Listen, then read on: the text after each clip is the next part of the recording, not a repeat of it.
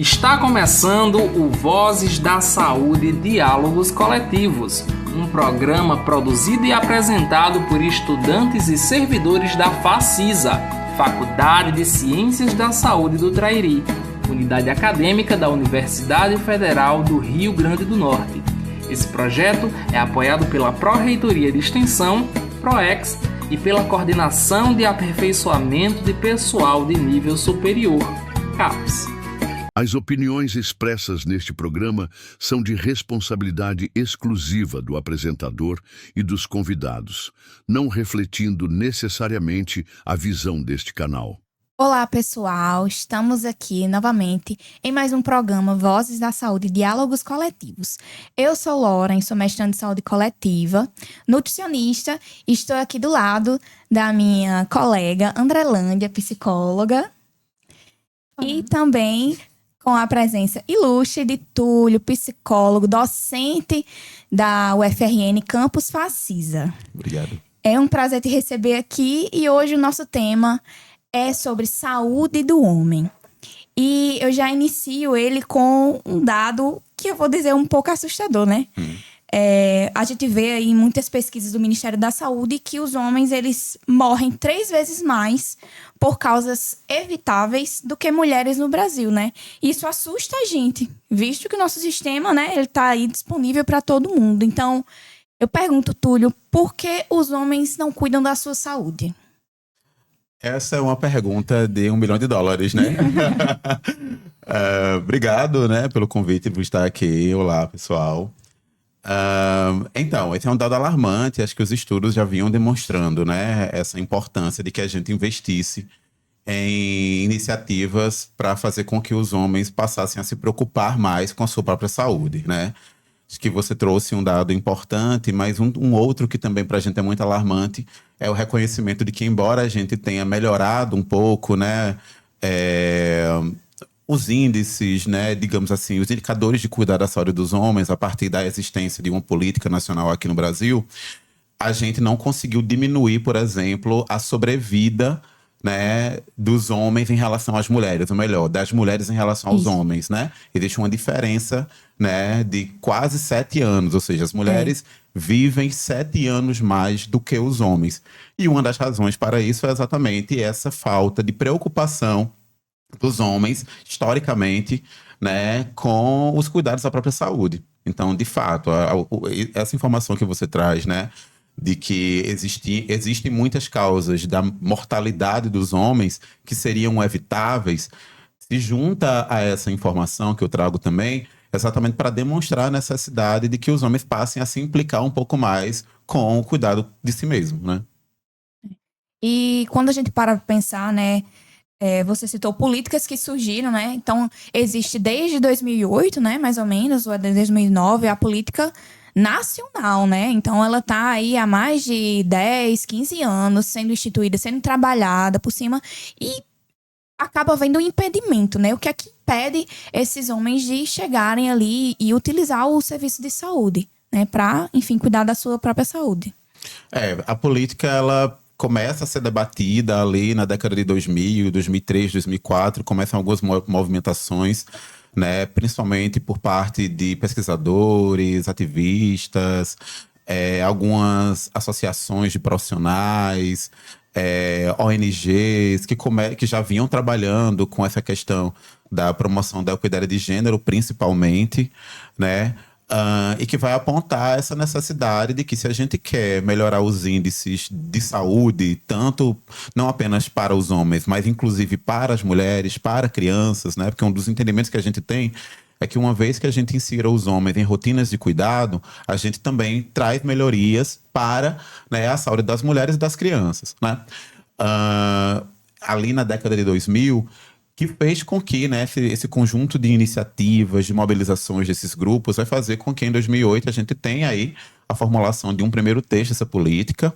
Esse texto, ele é colocado para apreciação pública, como se fosse uma consulta pública, né, para que em 2009 a gente tenha o lançamento da política. Eu até trouxe aqui, né, o caderno, é uma relíquia isso, porque, né, 2009, esse livrinho. E aí essa política, ela tem mais de 15 anos hoje, mas apesar da existência dessa política há mais de 15 anos, a gente tem ainda uma dificuldade de implementação de muitas dessas ações. Para a gente é algo satisfatório, pensando em âmbito nacional, porque nós somos um dos únicos países no mundo que possui uma política pública específica, né, que traz essa dimensão da reflexão sobre o gênero para destacar os homens, né, em relação ao mundo. É o único país, inclusive no sul global, que tem uma política específica para a saúde dos homens, né? Então isso para a gente é muito relevante. Mas a existência per se de uma política não garante necessariamente que a gente vai ter uma mudança de caráter cultural, que necessariamente esses homens vão passar a buscar mais os serviços de saúde. E aí a gente vai ter uma série de razões que vão contribuir para esse afastamento dos homens, ou esse suposto afastamento dos homens dos serviços de saúde, né? A gente vai ter muitos estudos que vão demonstrar, por exemplo, os homens eles não estão tão distantes assim nos serviços de saúde, mas eles chegam tardiamente aos serviços de saúde, né? Eles chegam nas emergências, eles chegam na atenção especializada, eles chegam na atenção terciária, nos internamentos, ou seja, eles chegam quando já existem condições de morbidade, quando eles já estão doentes há muito mais tempo. Né? E às vezes em condições que já quase não é possível mais fazer muita coisa, porque eles vão, né, de certa forma, negligenciando essa busca pelo cuidado. Então, o que se vinha apontando, né, desse distanciamento é que os homens eles acabam se relacionando com a própria saúde de modo muito negligente no sentido da busca por ações preventivas, né? Então, a política, inclusive, ela vai trazer como um dos eixos, né, que é o eixo de acesso e acolhimento, para investir muito mais numa dimensão de trazer os homens para os serviços de atenção primária, né? Mas uma outra questão que faz com que os homens eles tenham essa dificuldade é, por exemplo, o reconhecimento de que os serviços de saúde eles acabam também, né, construindo barreiras que impedem que esses homens se aproximem. Né? Às vezes esses homens eles não reconhecem que o cotidiano do serviço de saúde, da atenção primária, por exemplo, é um serviço que não é atrativo para ele. Ele não vê outros homens ali, então ele não reconhece que aquele é um ambiente em que ele deveria estar, porque a maior parte dos usuários que estão ali, em geral, são mulheres, por exemplo. As rotinas que são instituídas no trabalho, pré-natal, puerpério, consultas de saúde da mulher, exames preventivos, em geral, acabam, né, fazendo com que o homem não reconheça que ali é um lugar em que existem ofertas de cuidado para ele. Então, ele acaba também não indo. Outra questão tem a ver com essa dimensão também, que é muito apontada, a gente até questiona um pouco isso, que é essa questão do trabalho, né? Os horários de funcionamento dos serviços de saúde acabam não permitindo que os homens consigam, né, estar presentes exatamente porque eles têm uma outra relação também com o trabalho.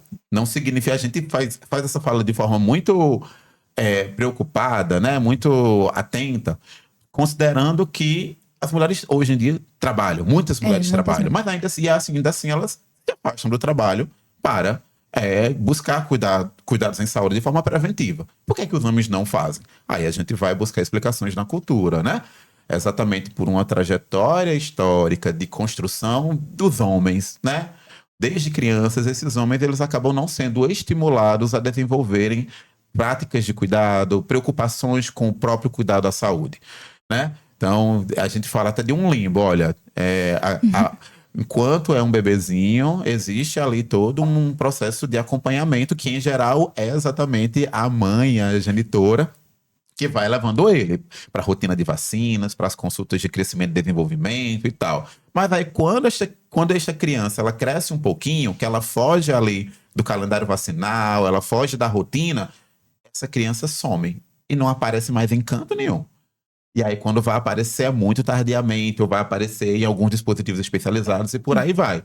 E, ao contrário das meninas. As meninas, elas já vão seguindo o tempo inteiro uma rotina de cuidado, porque começa a dizer, olha, você tem que começar a fazer o preventivo, você tem que fazer o cuidado com o seu corpo, né? Um pouco diferente, né? Quando você traz esse contexto, assim, histórico, lembra muito, assim, questões marcadas por gênero e masculinidade, né? Quando a gente olha por esse recorte que ele não é natural, né? Ele não é algo biológico, ele é uma construção realmente social. Então, a gente, quando você bem colocou, né? O menino até uma certa idade, ele é ali tido, né? Como um maior cuidado com sua saúde e depois corte drástico, né? Aquele corte, né?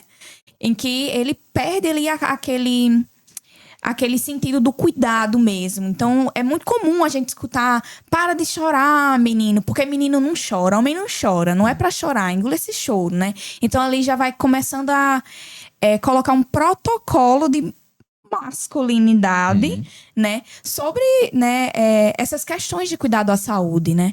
Então, a gente vê como essa resistência ao cuidado também pode ser tida como um aspecto cultural, né? Isso. De masculinidades que não entendem o cuidado da saúde como um aspecto, né, da saúde ampliada, mas sim uma vulnerabilidade.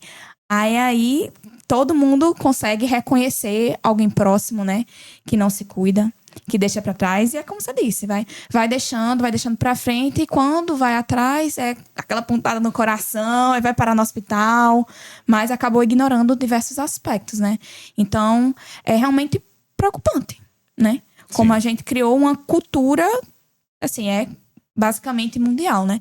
Dessa invisibilidade do próprio cuidado à saúde do homem. Isso. Você fala essa questão do processo de cuidado, né? Que vai né, ao longo desse processo desse homem que vai crescendo, ele não vai sendo ensinado, porque de fato é uma pedagogia, né? Então, como eu falei, né, as meninas, elas já vão entrando num circuito de cuidado que vai sendo ensinado para elas, né?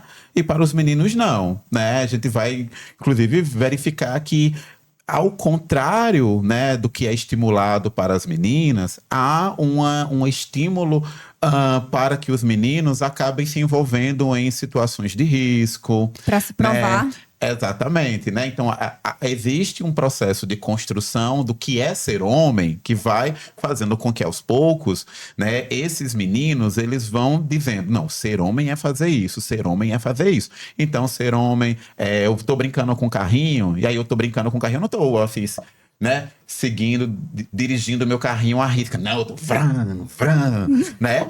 Porque eu tô ensinando. Essa brincadeira, ela me ensina que ser homem é dirigir perigosamente, é dirigir, colocar-se em risco. Ou eu tô ali brincando de guerra, ou eu tô brincando. Então, o tempo inteiro, a gente tá, ao mesmo tempo, não ensinando cuidado, mas ao mesmo tempo ensinando que ser homem significa pôr-se em risco o tempo inteiro. E esses riscos acabam sendo também os dos principais motivos que fazem com que, né, essa forma de sociabilidade masculina acaba fazendo com que, né, os leve também a uma forma, a inserção em contextos, né, sociais que os vulnerabilizam também a processos de adoecimento ou de questões que podem agravar a sua condição de vida, a sua condição de saúde, né? A gente sabe que uma das principais causas de morbidade ou de mortalidade masculina é o que a gente chama de causas externas. Então, são as violências, são os acidentes de trânsito, né? E tem a ver exatamente com isso. Com essa forma como eu vou aprendendo a ser homem. Para mim, ser homem é provar-me o tempo inteiro, mas homem, né? Macho, né? Corajoso, valente. Não posso demonstrar fraqueza, porque se eu demonstro fraqueza, eu deixo de ser homem. Eu já estou mais próximo do que seria uma mulher. Porque a mulher é frágil. A mulher, ela é vulnerável, né? E assim a gente vai, né, transformando esses meninos em homens que vão cada vez mais se distanciando dessa dimensão do cuidado. Não acham que cuidado é coisa de homem. Interessante, Túlio. E pensando que há um atravessamento cultural, né? Você fala um pouco sobre isso. Tem um processo de socialização que também é mergulhado, né, nessa cultura, né, desse ser homem e dessa resistência, né, até o autocuidado. E aí a gente tem a política, né, assim, que apesar do tempo que passa, né, você fala, e é interessante, né, que é importante, né, ter a política, né, direcionando, mas não garante a efetividade. Né? E aí pensando nesse paralelo, né, entre cultura e o serviço de saúde, né? Como os profissionais de saúde, né, pensando a categoria, pode fazer, né, para intervir com esse público, né, para chamar a atenção, né? Muito mais do que intervir, chamar a atenção, né, desse público, né, masculino a se autocuidar, né, estar mais presente, por exemplo, nos serviços de saúde, sejam procurando cuidado, né, para si, seja acompanhando, né, suas parceiras, vamos dizer assim. O que é que chama a atenção? O que é que podemos fazer enquanto profissionais de saúde? Veja, é uma questão complexa, porque a gente está falando de, né, a gente já colocou que alguns dos motivos, né, são exatamente as barreiras culturais. A gente fala que para a saúde do homem, a gente tem barreiras de diferentes tipos. A gente, para pensar a presença dos homens nos serviços de saúde, que a gente está falando de condições de acessibilidade, né? Então, a gente sempre menciona, né, que existem barreiras de ordem individual, da forma como cada um reconhece ou busca individualmente o serviço em prol do seu autocuidado. E, em geral, os homens, exatamente por uma dimensão cultural, vão dizendo: mas é só uma besteirinha, mas é só uma manchinha, mas é só uma gripezinha, mas é só... né? E não vão, e aquele quadro vai se agravando, se agravando, se agravando. A gente tem barreiras que são institucionais, né? Eu falei de uma delas, ou algumas delas, né? Esse reconhecimento de que as unidades, elas acabam sendo reconhecidas como feminilizadas, e isso acaba não atraindo os homens, organizam-se em horários que às vezes não são atrativos para os homens, etc. E as barreiras culturais que têm a ver com esse processo de sociabilidade mais ampla, né? Então, são 3 grandes grupos de problemas. E para cada um deles, a gente precisaria pensar estratégias que pudessem intervir em cada um deles, né? Política, ela, né, a partir de há uns 2 anos, ano passado, surgiu uma publicação que foi provocada pela própria Coordenação de Saúde do Homem, a COSAR, né, no Ministério da Saúde, que ela foi trazendo alguns artigos falando um pouco sobre esses 15 anos de existência da política, né? E ela elencou algumas das razões, né, que são colocadas como desafios para essa implementação da política.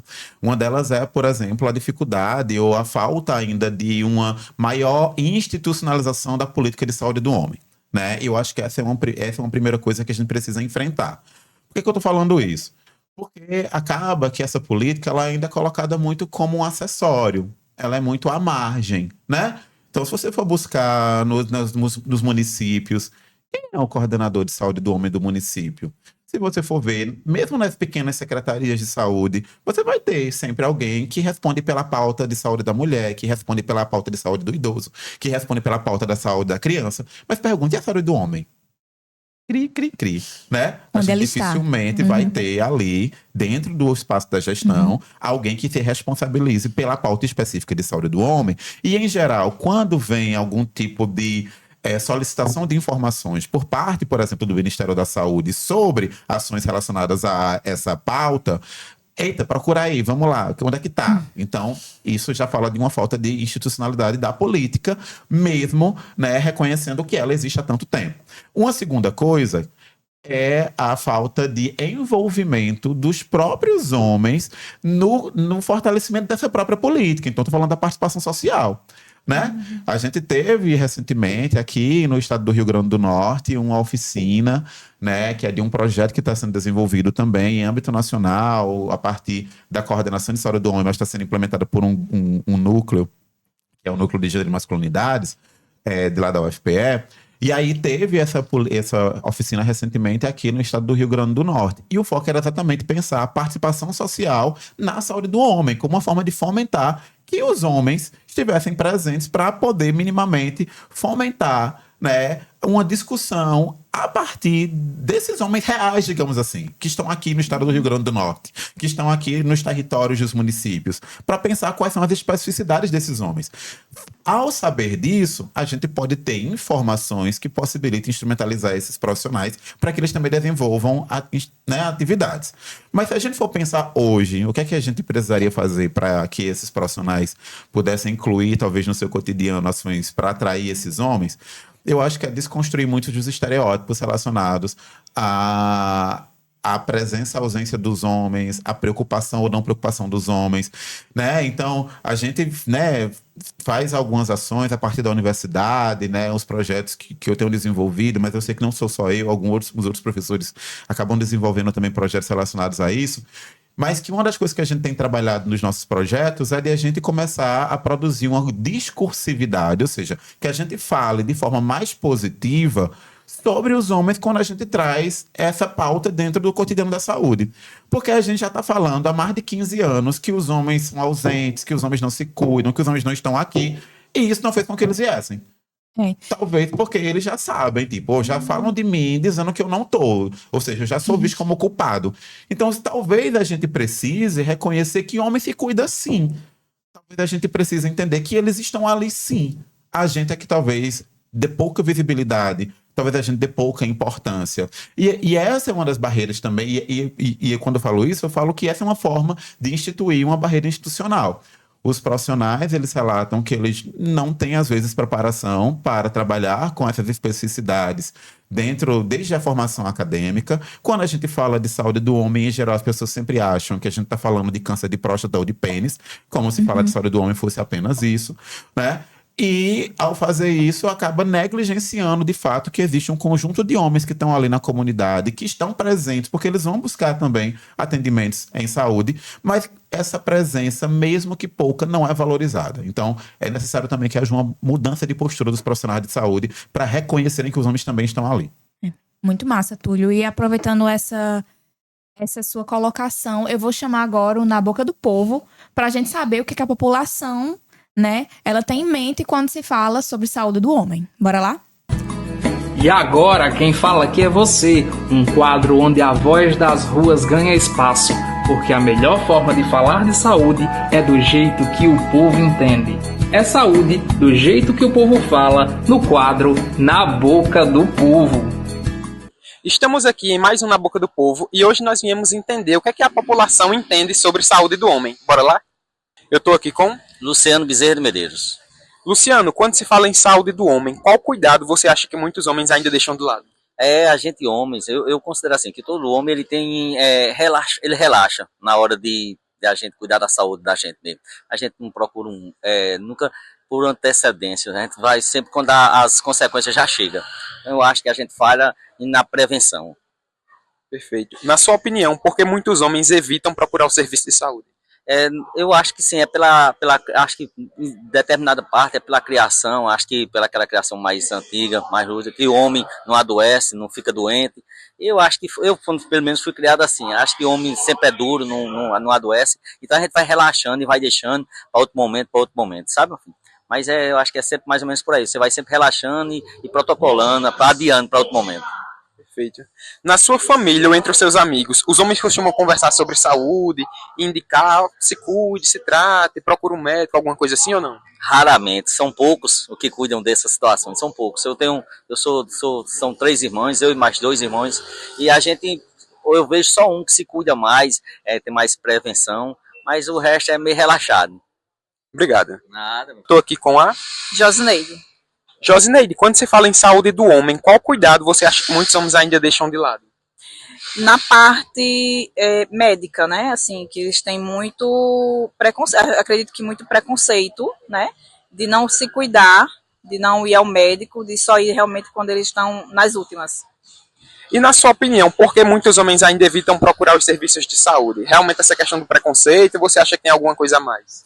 Preconceito e muito machismo, eu acredito assim, muito machismo, por achar que homem, porque é homem, e não precisa. Na sua família, você vê que os homens eles têm esse cuidado de conversar, de indicar que o outro se cuide, alguma coisa assim, ou você não percebe isso? Meu marido, ele se cuida, inclusive assim, todo ano ele faz o check-up completo de tudo, do desde o PSA até o hemograma normal. E faz de tudo todo ano. Então, ele, assim, é bem dedicado a isso. Você consegue pensar em alguma alternativa que ajudasse, né, a incentivar esses homens na procura de serviço de saúde? Eu acho que se tivesse, como tem para as mulheres, tivesse mais propagandas, incentivando, assim, eu acho que ajudaria muito. Perfeito, obrigado. Eu estou aqui com Raimundo. Raimundo, quando a gente fala em saúde do homem, qual cuidado você acha que muitos homens ainda deixam de lado? Eu acho que hoje em dia é o da próstata, né? Que a gente tem que se cuidar, né? Depois de chegar aos 40 anos, depois dos 40, procurar um médico, um especialista e se cuidar, né? Fazer um exame de rotina, né? Do dia a dia, né? E o que é que você acha que faz com que esses homens evitem procurar o serviço de saúde? Como assim? Diga de novo. Porque muitos homens não procuram serviço de saúde, tem aquela questão de que muitos homens se cuidam menos do que as mulheres. Aí o que é que você acha que faz com que esses homens não procurem esses serviços? Eu acho que vai de cada um, né? Assim, o cuidado, né? O homem mesmo que se cuide, ele procura, né? Fazer um exame de rotina, do dia a dia, uma bateria de exame é muito importante, né? Depois dos 40 para 50 anos, né? Na sua família ou entre os seus amigos, vocês têm o costume de conversar, de indicar que se cuide, né? Porque a gente sabe que o cuidado, ele também faz com que a gente viva mais, né? E viva melhor. Exatamente. Tem, a gente conversa. Tem cara que às vezes chega perto de mim com 55, 60, eu pergunto se ele já fez um exame de rotina, disse que nunca fez, que não está sentindo nada. E eu digo, rapaz, vai fazer, porque quando você for sentir, você já está fora, já está avançada a doença, né? Da próstata, ou de diabetes, que rola muito no homem, né? É isso. Coração, essas coisas, né? Aí eu falo para eles que me cuide, faço meus examezinhos de ano em ano. Ultimamente eu fiz agora o método de Raimundo, tá tudo perfeito, tudo legal, o senhor só pode vir agora daqui a um ano. Próstata, tá tudo normal, coração, taxa de glicemia, tudo tava bacana. Perfeito, obrigado. Valeu, obrigado. Então é isso, pessoal. Agora nós vamos voltar à mesa para saber o que é que o pessoal está discutindo sobre esse tema. Então, pessoal, como a gente pode ver, né? A gente vê dois contrastes aí, né? Primeiro que os homens talvez se afastem da prevenção, mas aí vem uma pergunta: como é que eles são ensinados a se cuidar, né? E como eles são vistos no papel de cuidado também, não só da sua própria saúde. Então aqui, né, estamos com o Túlio, que participa do projeto Homens e Pré-Natal, um projeto muito importante da Facisa. Pessoal, homem que se cuida também cuida. Então, Túlio, fala um pouco pra gente sobre esse papel do homem como cuidador também, que é essencial, né? Então, esse projeto, ele, na verdade, ele deriva de um dos eixos da própria Política Nacional de Saúde do Homem, né? Um dos eixos é o eixo paternidade e cuidado, né? No ano de 2016, né, a paternidade ela foi escolhida como um dos eixos prioritários para fomentar esse desenvolvimento, né, da política de saúde do homem. Então, se entendia que exatamente a partir do momento em que a gente falou que era uma pedagogia, né, que é um processo de ensinamento, que foi essa sua pergunta, né, a gente entende que cuidado é uma coisa que a gente aprende ao longo da vida. Ninguém nasce sabendo cuidar, a gente vai aprendendo a cuidar. E como essas crianças, os meninos, eles vão crescendo distanciados do cuidado, ao contrário das meninas, que a gente vai ensinando elas a serem cuidadoras, dá uma boneca para ela ir cuidando, ela vai nanando a boneca. O menino não, é para ele ficar ali duelando os bonecos dele. Então é o contrário. Então a gente entende que é um processo de aprendizado. E aí a paternidade é uma oportunidade para que os homens possam exercitar esse cuidado. Então, quando a política, né, a coordenação da política, ela vai trazer esse tema como tema prioritário, é exatamente como uma forma de estamos investindo hoje para transformar essa relação de cuidado no futuro. Sim. Então, a gente vai precisar oportunizar que esses homens exerçam a função de cuidadores. Por isso a necessidade da gente positivar. Não, homem se cuida, homem cuida sim. E homem se cuida sim. Ele é capaz de cuidar, ele pode cuidar, ele deve cuidar. Né? E aí o projeto ele vem exatamente dessa dimensão. Então, primeiro a gente precisa reconhecer que os homens também são sujeitos ou podem ser agentes de cuidado. A gente tem esse projeto já tem quase 3 anos aqui na Facisa. A ideia é trazer exatamente essa dimensão do aprendizado do cuidado a partir da oportunização do homem, do acompanhamento do crescimento da criança. Né? O próprio Ministério da Saúde estabeleceu como uma estratégia para isso, a estratégia pré-natal do parceiro. A estratégia pré-natal do parceiro, a gente até trouxe também aqui, ó, o guia do pré-natal do parceiro, do Ministério da Saúde, dá para ver aí. É exatamente essa estratégia que vai fomentar que esse homem possa, né, desde o processo de gestação, ou seja, sabendo que a sua companheira, que a sua parceira, né, está gestando, ele também está gestando com ela, né? Acontece no corpo dela, mas os dois estão esperando uma criança. E é importante que os serviços de saúde, olha aí, uma mudança importante dentro dos serviços de saúde. O pré-natal é uma rotina dentro da unidade básica de saúde, né? Então, que essa unidade básica de saúde, ela possa convidar não apenas a pessoa que gesta, mas também esse parceiro, para que ele vá acompanhando esse desenvolvimento. E ao acompanhar, se espera que ele vá também se afeiçoando, então que ele vá aprendendo, né, a ter esse cuidado, inicialmente com a sua parceira que está gestante, mas futuramente com a criança que vai nascer, né? Então, a ideia do projeto Homens e Pré-Natal é exatamente fomentar oportunidades para que esse homem vá aprendendo a desenvolver ações de cuidado. E aí, ano passado, a gente, né, desenvolveu 2 ações importantes de campanha. Uma delas é a campanha Pai é Presente. Eu trouxe aqui, ó, uns adesivinhos também. Por que que a gente colocou esse tema para trabalhar ano passado? Que a gente vai seguir com ele. Porque no ano passado estava tramitando 2 projetos de lei, né? Um na Câmara dos Deputados e outra no Senado, que era exatamente para ampliar a licença paternidade.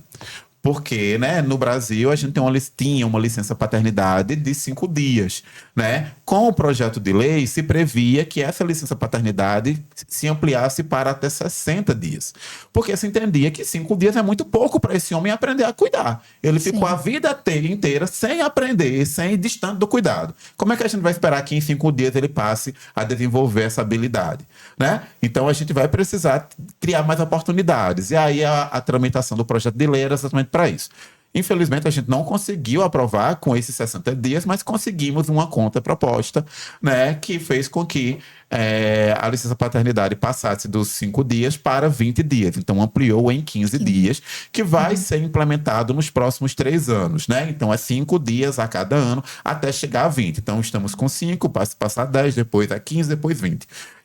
E a gente entende que ter 20 dias é um tempo ainda insuficiente para esse processo de aprendizado. Mas isso exige da gente agora, aí mais uma vez, o que é que os profissionais de saúde podem fazer? Estimular ainda mais que esses homens se envolvam, aproveitem esses 20 dias para, de fato, estarem mais presentes, acompanhando, levando a criança para vacinar, criando situações no cotidiano da atenção primária para que esses homens possam desenvolver essa relação, não apenas de responsabilidade, mas também de afeto com essa criança, né? Partindo do que você falou, né? Romper esse aspecto de cuidado como simbólico, né? Como se não fosse mais realmente aquelas férias que ele tira, né? Realmente o cuidado. E tendo isso em vista, né? Cabe a gente refletir um pouco sobre essa mudança de gerações, né? Porque como a gente viu na boca do povo, né? A gente fala, porque lá antigamente foi ensinado pra gente de certa forma, mas aí a gente vem, né, com essa nova geração com aspectos de cuidados diferentes, né? Que já são cuidados que voltam à produtividade. Eu tenho que me cuidar, tenho que estar na academia para mostrar quão viril eu sou, quão forte, macho, levanto, sei lá, 40 quilos no supino, para mostrar como o cuidar da saúde, ele torna, então, outra atmosfera, né? Ele deixa de partir de um aspecto, né, de saúde, de prevenção, e vai para quero escancarar a minha virilidade. Então, eu lembro muito de discursos, né, que hoje em dia a gente vê muito na internet, que tendem a ser um pouco perigosos sobre, vou chamar red pill, tá? Mas deve existir algum outro termo que caracterize esse pessoal que fala sobre um aspecto de saúde em um sentido totalmente atravessado, né? E como isso torna um pouco perigoso, né, para essas novas gerações que estão aprendendo o que é saúde, o que é cuidado, o que é cuidar de si mesmo. Principalmente quando a gente rompe o aspecto físico e entra pro mental. Sim. Né? Você como psicólogo, né, como é que você observa esse aspecto de mudança de cultura geracional? A gente entende que cada contexto social e, ao mesmo tempo, cada contexto histórico, então a gente vê sempre nessa dimensão histórica e social, os valores, o que a gente chama de insígnias da masculinidade, eles vão mudando. Ser homem, por isso que a gente não fala nem de masculinidade, a gente fala de masculinidades, no plural. Entendendo que existem várias formas de construção das masculinidades, né? A forma como cada um de nós vai adotando comportamentos, atitudes, demonstrando, né, esses comportamentos, ou trazendo para a nossa produção subjetiva enquanto homens, né, ele é muito variável. Existe uma perspectiva de um modelo mais tradicional de masculinidades, que é a tão chamada masculinidade hegemônica, que vai ali construir um certo padrão, né, de masculinidade que vai sendo exatamente produzido a partir dessas insígnias que você falou. É uma questão de demonstração da virilidade, da honra, do trabalho, da força, da provenção, né? E a gente não pode ignorar que esse processo de produção, ele tem a ver também com uma dimensão de poder, né? Por isso é importante a gente sempre refletir essas discussões sobre saúde do homem, sobre masculinidades e saúde, sobre uma perspectiva generificada, ou seja, que a gente traga o gênero como uma categoria de análise importante, porque a gente está sempre colocando, né, demarcando que as relações estabelecidas entre homens e mulheres, entre mulheres e mulheres, entre homens e homens, são relações de poder. E aí, a partir disso, a gente vai criando categorias de masculinidades. Tipo assim, fulano é mais homem do que ciclano porque ele adota tantas características reconhecidas como mais masculinas. E aí esses grupos que você fala, por exemplo, os terapias, os incels, né, eles compõem o que a gente chama de machosfera, né? Que é uma perspectiva de valorização de determinados valores tradicionais masculinistas, mas que eles têm em comum, né, o reforço a essa manutenção de uma hierarquia de poder dos homens em relação às mulheres. Então, para esses homens, não é só um discurso estético, não é só um discurso de parecer, mas é de exercer.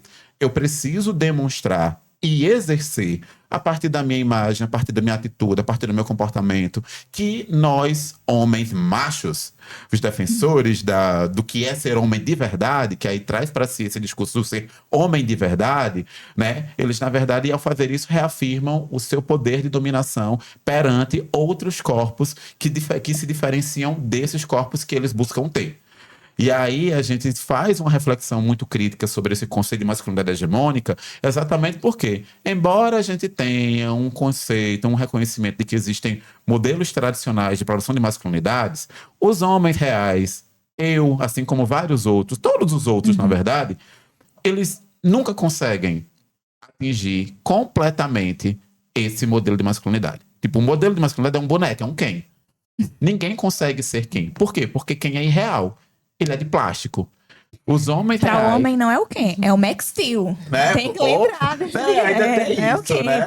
Então vamos ao Max Steel, né? E aí, ao fazer isso, né, eu acabo também gerando para mim uma série de dividendos. Ou seja, a busca por essa manutenção de uma identidade masculinista acaba trazendo também como dividendo uma série de sofrimentos para esse homem. Porque demonstrar que sofre significa demonstrar fraqueza, e demonstrar fraqueza não é coisa de homem.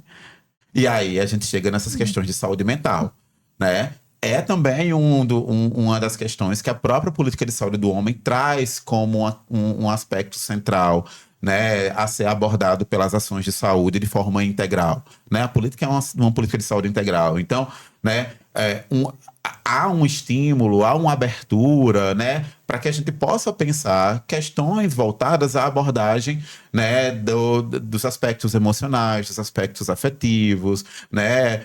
Tem crescido muito exatamente essa dimensão de homens não silenciem, homens falem mais sobre aquilo que te afeta, demonstrar que está sofrendo não te torna menos homem. Então, existem mudanças aí nos tons, né, das campanhas de saúde para tentar acessar também esses homens, que para a gente é uma mudança bem relevante, assim, né?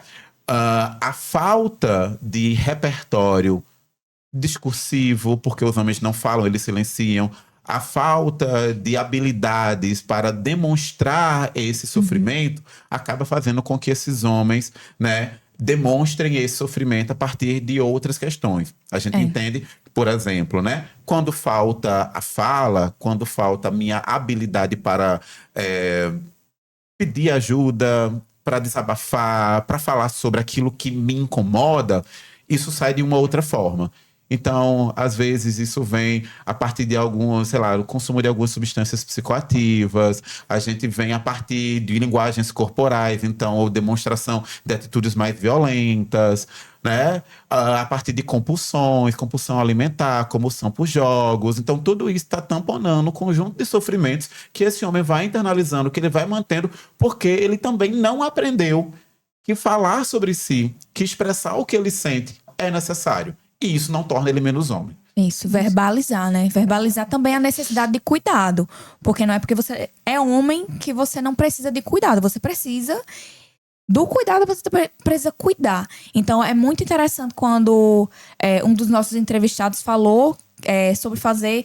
eu faço exames regularmente, como se esse aspecto do cuidado fosse somente biológico. E aí a gente rompe muitas barreiras, porque o que a gente vê em índices, né, de adoecimento mental, os homens também estão aparecendo em um número também muito alarmante, né? Então a gente volta aí para uma perspectiva que não é somente o adoecimento biológico, né? A gente também vê diversos estigmas e, enfim, tradições que também permitem o adoecimento mental dos homens. André Lenda, quer falar algum aspecto? Sim, interessante pensar sobre isso, né? Porque a gente vê a saúde como integral, né? Muitas vezes a gente vai dividindo, né, assim, para compreender melhor, né, as coisas, quando a gente faz esse recorte, né, na masculinidade, desse afastamento de cuidado, a gente só enxerga o corpo muitas vezes, né? Não precisa ir por conta do corpo, mas tem vários fatores que também traz o adoecimento, né? Como psicólogo, você também aborda essa parte, né, da saúde mental, esse sofrimento que muitas vezes, né, é invisibilizado, né, e guardado. E se a gente pensa também numa perspectiva social, né, também as desigualdades, né? Então, se a gente pega, né, de acesso à precariedade no trabalho, fragilização de vínculos, então são tantas desigualdades e iniquidades, né, em saúde, que também vai agravando esse sofrimento, né? E a importância também, né, da rede de cuidado, né? Porque, assim, para a mulher, às vezes, é mais fácil visualizar, né? A gente até diz muito isso com as mulheres em atendimento, né? Que é o seu suporte, né? Família, amigo. E o homem, a gente enxerga muito como esse ser solitário, né? Que não pode falar da sua dor e também não pode compartilhar, né? O quanto é importante a gente falar e pensar também sobre isso, né? Qual a rede de apoio, né, desse homem que está em adoecimento, né? Quem é que ele pode, por exemplo, dar abertura para chegar, por exemplo, até o serviço de saúde? Porque quando a gente pensa na saúde popular, né, a gente não vai diretamente, muitas vezes, na unidade básica, no médico, né? Às vezes vai o vizinho que comenta uma coisa, um familiar que indica outro. Isso são redes que a gente vai tecendo, né, construindo junto. E aí eu gostaria que você falasse um pouco disso, assim, essa rede de suporte, né, para conduzir, né, práticas de cuidado, pensando aí a esfera integral desse homem. Eu queria comentar 3 coisas, né, a partir disso que tu colocou. Acho que a primeira, nesse material, né, aqui nesse folderzinho que a gente fez, uma das coisas que a gente colocou foi exatamente assim, ó, uma coisa que a gente pode fazer é que esse homem possa compartilhar com os amigos.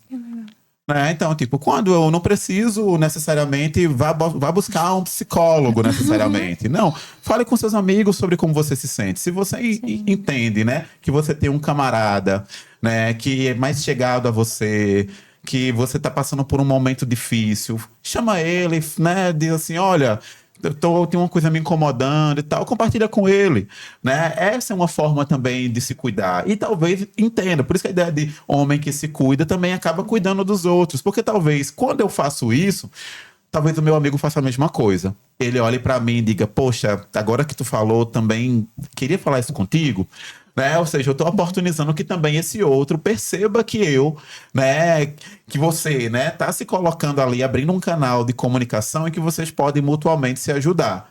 Né? Então, a gente está trabalhando exatamente essa dimensão de que quando a gente fala de cuidado, a gente não fala necessariamente de precisar buscar serviços de saúde para. É como eu posso desenvolver uma outra relação de cuidado para comigo mesmo.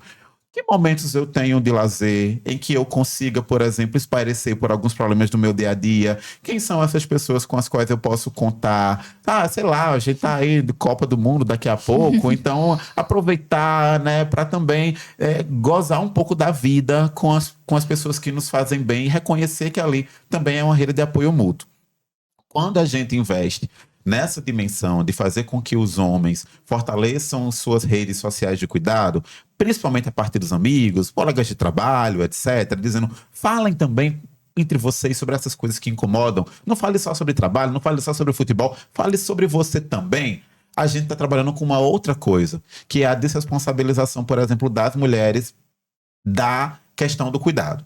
Porque muitas vezes, esses homens, quando vão ao serviço de saúde, porque a gente viu, né, nas entrevistas, né, na conversa na boca do povo, eles dizem, a gente fica mais relapso, né, a gente vai pouco, a gente dá uma relaxada. Em geral, quando eles vão, é porque, sei lá, a companheira marcou vai sim fazer uma consulta, vai ver isso aí. Então, ela que leva ele até a unidade. E às vezes o próprio profissional reforça isso, né? Diz assim, pois traga seu marido para cá. Então o profissional também responsabiliza a companheira pelo cuidado, como se ela já não tivesse milhões de coisas para fazer. Ainda tem que cuidar desse macho aí adulto, né? Então, quando a gente vai envolvendo, vai investindo nesse fortalecimento dessa rede de cuidado mútuo que os homens podem construir, a gente vai desresponsabilizando também, tirando essa sobrecarga do cuidado que recai sobre as mulheres. O trabalho de cuidado também é um trabalho e ele sobrecarrega as mulheres. Então, por isso é importante a gente investir nesse desenvolvimento de redes de apoio mútuo entre homens também.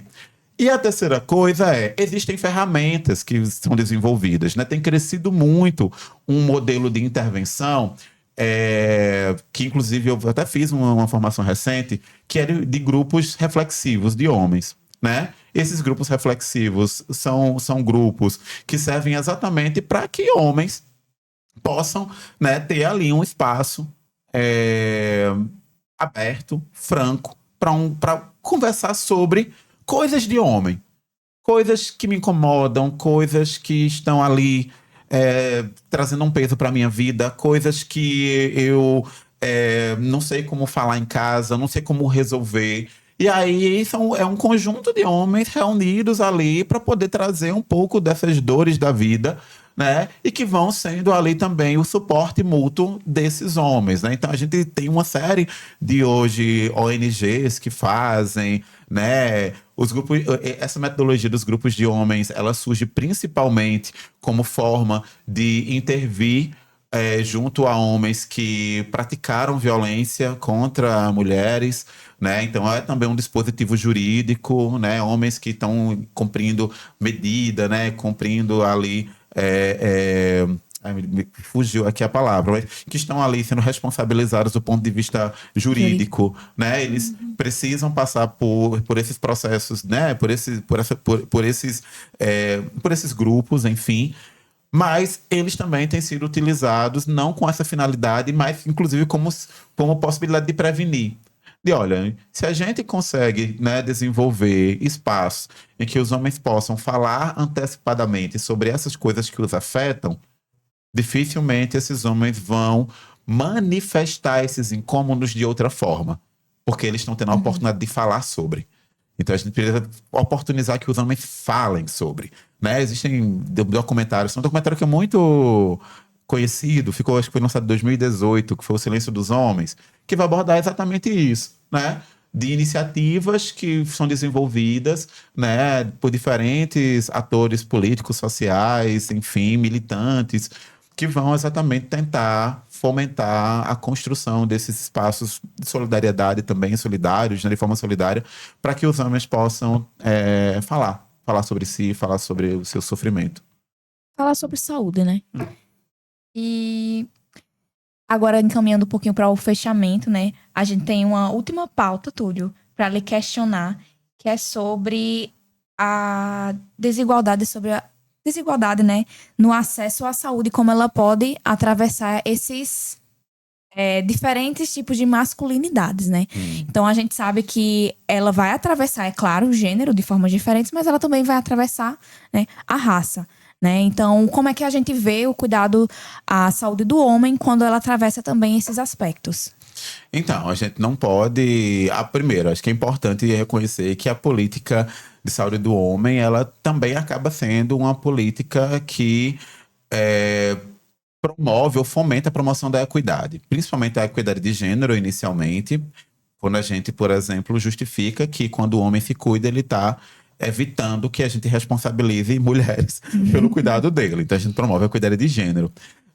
Mas é importante que a gente também reconheça que se a gente tem uma leitura de que existem diferentes modos de ser homem, por isso masculinidades, a gente precisa pensar também que uma política integral ela tem que considerar as diferentes masculinidades, né? Então eu preciso pensar no homem gay, eu preciso pensar no homem trans, eu preciso pensar no homem negro, eu preciso pensar no homem quilombola, eu preciso pensar no homem do campo, né? E a gente não pode ignorar as especificidades de cada, né, das diferentes formas como os modos de expressão das masculinidades ou os modos de ser homem vão trazer como imperativos para o cotidiano do serviço, né?